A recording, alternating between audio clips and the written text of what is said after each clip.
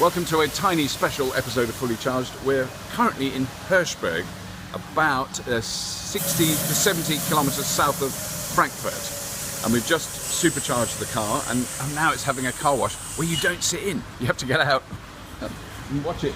It's so exciting because the car was really dirty, and I was embarrassed that there were German people seeing a Tesla that came from England that was really dirty, because they're very particular and clean and tidy in Germany. So, apart from the car wash, let me explain. In August this year, my wife and I drove from London, England to Genoa, Italy in a Tesla Model S. We didn't do it in a rush, as this route map suggests. We dropped off to see friends and relatives on the way.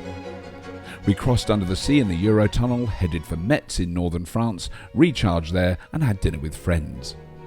The next day we drove to Aschaffenburg in Germany, where the hotel manager was so excited to see a Tesla he let me charge it overnight. Again we met up with a pal, did a bit of sightseeing and then toddled down to Bern in Switzerland. Bern is beautiful. This is the view from our hotel. After that we climbed up into the mountains, stopping to charge at the start of the climb. The weather wasn't looking good as we followed the very winding mountain road. So one of the things I wanted to do on this journey was exactly what I'm doing now.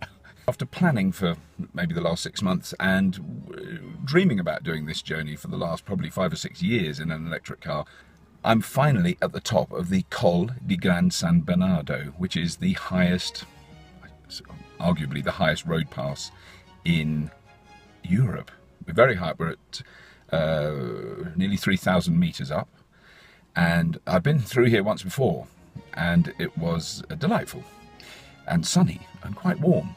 And if you look up on the hills around us, the mountains around us, you would see snow.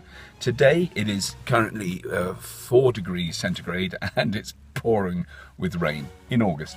It's a very, very heavy storm is forecast, so we're trying to get down the other side before that really hits thunder. Proper thunder and lightning, so it's been fairly disastrous. There's nothing to film. I can't see more than about 20 feet in front of me when we've been driving up. So it's not been, this part of the journey hasn't been a success. And this was one of the things I thought, oh, well, I won't film the whole journey because we're on holiday. It's not about filming, it's about the holiday. But I probably will film going over the pass. And for the last, how many kilometres we've done? 63 kilometres all uphill. We haven't really been able to see anything. Excellent. So from now on, it's downhill for 56 kilometres downhill to the Aosta supercharger, the biggest supercharger in the world. And in terms of how many stalls there are, I think there's 18 stalls. I don't think we'll have to wait even if there's other drivers there. But so far the journey has been fantastic. We've done 1,852.9 kilometres since I left home. And we've done 69 kilometres since we last charged, which was many, many thousands of meters below where we are now. This is the Col di Gran San Bernardo. We're still in Switzerland, but in about 100 meters that way we'll go into Italy. And the other interesting thing is how the range is indicated, how the trip meter. It tells you, it starts up there and it goes down as you use more and more juice. On this one, 56 kilometers, we'll use virtually nothing because we're going downhill. Marvellous. And that was the whole fantasy. I wanted to go down a really long hill to see how much an electric car recharges. I discovered that during this long descent, the range increased by 30 kilometres. Very impressive. A few thousand metres below that, the temperature had risen from 4 degrees centigrade to 29. We were the only car using the newly opened Aosta supercharger that has solar panels on the roof, except as you can see from this picture, I couldn't quite see them. From there, a long haul to Varazzo on the Mediterranean coast. Lovely. We had lunch while the car charged, and of course I could check on the progress on the Tesla app.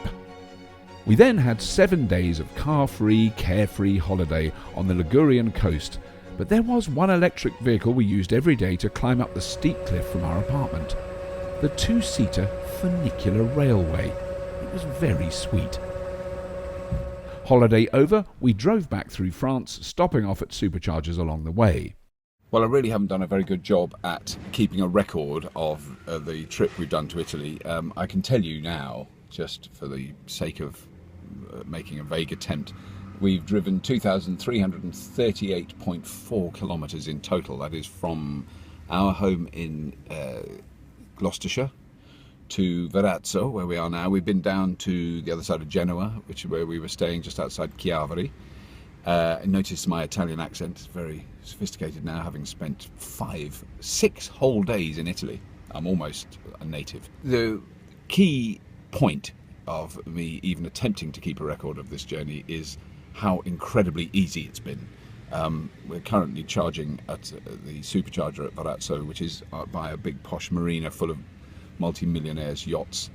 And we just drive here and we plug in, and we went and had a coffee, and we've done some shopping at the little supermarket to buy some gluten-free pasta. That's for my wife. Senza glutini. And while we've done that, we've charged the car for, I don't know how long. About 35 minutes, and it's got way more than we need to get to the next supercharger, which is in Fréjus, just at the other side of Monaco.